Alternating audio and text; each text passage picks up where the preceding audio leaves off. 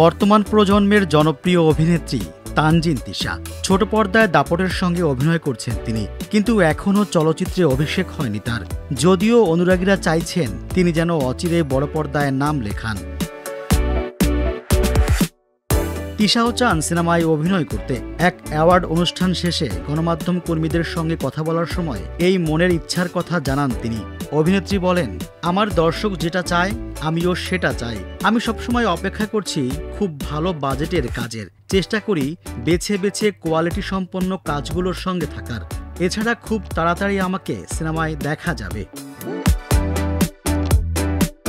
এই অভিনেত্রী বিশ্বাস করেন ভক্তদের কারণে আজকের এই অবস্থানে এসেছেন তিনি, তাই তাদের বিশ্বাস ও সমর্থনের জন্য কৃতজ্ঞতা প্রকাশ করেছেন।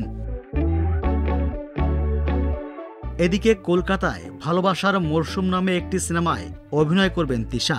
এছাড়া গুঞ্জন উঠেছে শাকিব খানের বিপরীতে সোলজার নামের একটি সিনেমায় দেখা যাবে তাকে। তবে এর সত্যতা নিয়ে এখনও কিছু জানাননি তিনি।